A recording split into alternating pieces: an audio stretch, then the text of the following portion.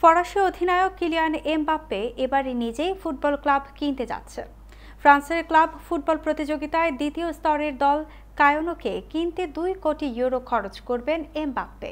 তাতে ক্লাবটির 80% বেশি শেয়ারের মালিক হতে পারেন এই ফরোয়ার্ড।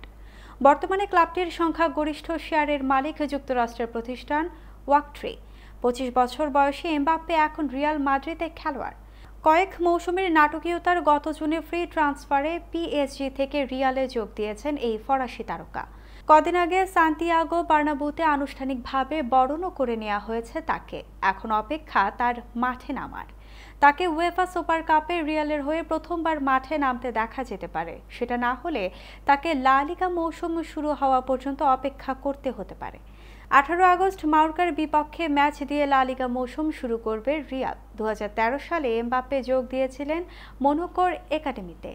তখন মূলত এমবাপ্পের যোগ দেওয়ার কথা ছিল তারই কিনতে যাওয়া ক্লাব কায়োনেতে। তার পরিবারও এমনটাই চেয়েছিল, তবে লা লিগা থেকে দলটির নিচের স্তরে নেমে যাওয়ার শেষ পর্যন্ত এমবাপ্পে যান মোনাকোতে। কায়ন গত মৌসুমে লিগ 2-তে পয়েন্ট তালিকার ষষ্ঠ অবস্থানে ছিল। এই ক্লাবে 2013 সালে যোগ দিয়েছিলেন এমবাপ্পের জাতীয় দলের সতীর্থ এনগোলে কান্তে। 2 মৌসুমে খেলেছেন 75টি ম্যাচ, গোল করেছেন 4টি। 1913 সালে প্রতিষ্ঠিত এই ক্লাবে এমবাপ্পেও খেলতে পারেন। এটা অবশ্য নিখাত সম্ভাবনা থেকেই বলা। উদাহরণও আছে। 2017 সালে নিজের ক্লাব ফোনিক্স রাইজিংয়ের হয়ে খেলেছিলেন দিদিয়ের দ্রোগবা। এমবাপ্পে সে পথে হাঁটবেন কিনা তা এখনই বলা যাচ্ছে না।